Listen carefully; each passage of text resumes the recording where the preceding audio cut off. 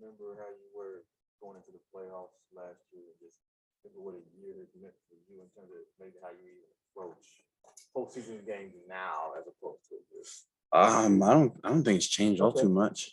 I don't think it's the excitement, and the privilege to be able to play in games like this and have opportunities like this. When you look at Dallas, just overall, what jumps out to you as far as the preparation for them? They're a good team that's been playing really well especially since All-Star break, and they did a very good job defensively this last series, and they're rolling. So it's a team that we got to be high level preparation for.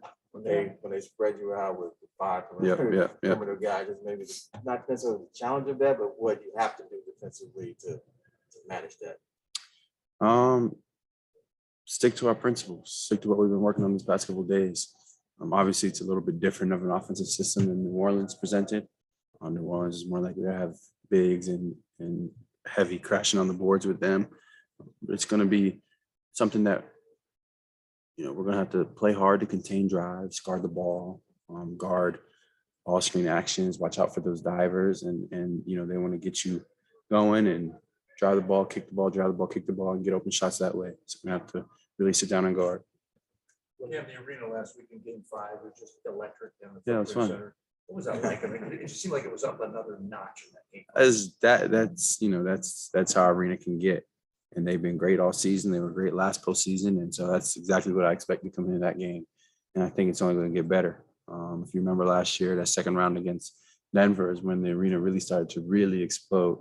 So we're really looking forward to that, being able to play these first two games at home. But the way DA has been playing, especially that last series, how valuable is that to have a guy that against a Dallas team that likes to go smaller a little bit more at the time, have a guy that can play? Super valuable. DA is a guy that's super important to us, and it's a lot of this is in the little things he's done.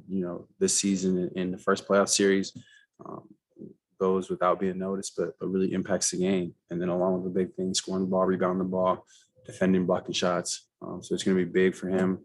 Like I said before, it's a little bit different of a situation for him offensively and defensively this series, but it's going to present its own challenges, and he's definitely up to it. I know it's a broad question, but when we talk about defending Luka Doncic, what are the challenges that come to mind with a guy like that?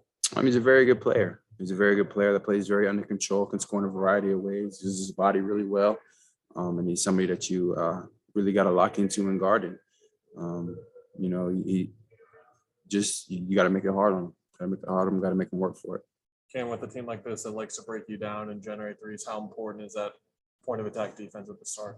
Very important. Very important to contain the ball, guard the ball, and not let them get easy and then play out of rotations. But obviously, we got to be there and be ready to help each other out. When you look at just Devin getting these 2 days in between games, along with the off day, of course, do you see even more explosive? Yeah, he looks good. He definitely looks good. I'm glad he was able to play Game 6 and be there with us. It's nice to have him back on the court. Mikal is the Iron Man of the NBA. How impressed are you with what he's been able to do and with the work that he puts in addition to, have a front seat to that? Yeah, I mean, he's great. It's really, really incredible, special what he's been able to accomplish, how he's been able to play. He plays heavy minutes guarding the best in the league every single night, and he's there, he's available. He's very steady, his outlook on the game, his positivity, his intensity, and he's just one of the goofiest players on the court.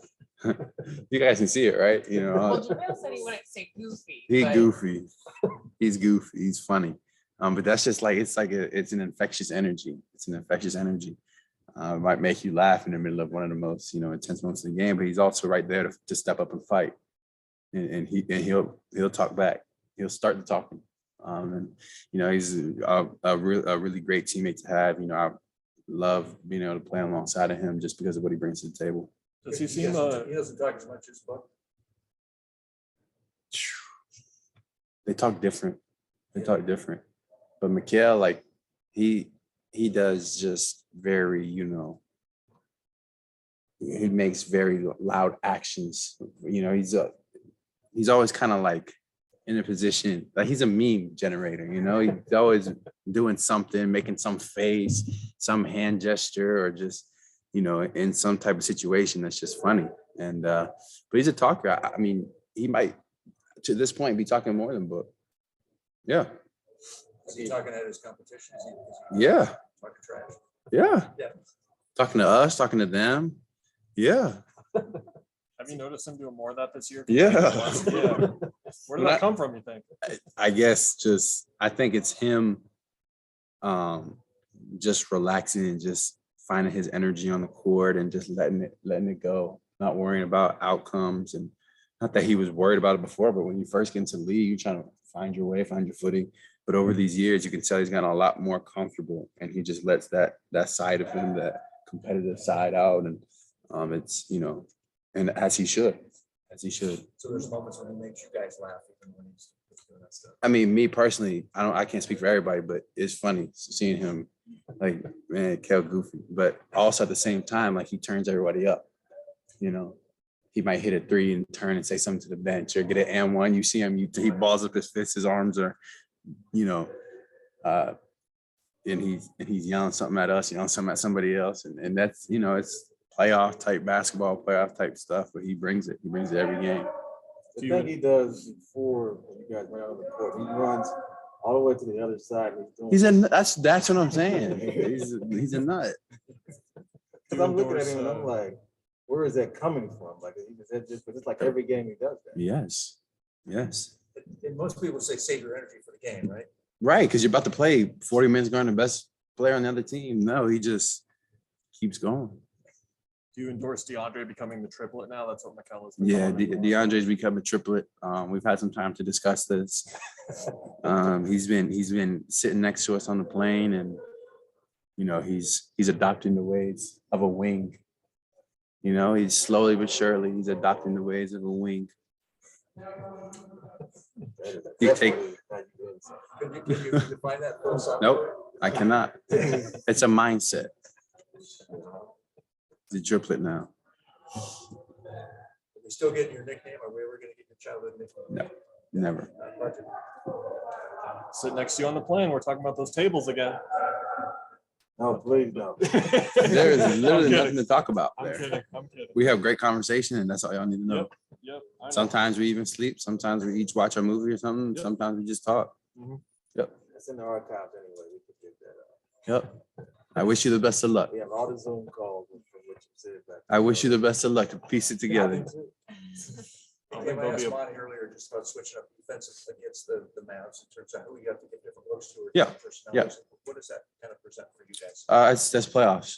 You can't guard every team the same. Every team has different types of personnel, and you gotta kind of guard them accordingly and try to make them uncomfortable. That's the name of the game. And that's what teams do to us. As we do to other teams. It's what every team does to each other. So obviously, defensively, you got to tweak some things, lock into some things, try to take them out of what they like to do, and play from there. Thanks, Ken. Thank you. you, Thank Shay. you. Appreciate it. Which became a meeting last week. For the costume.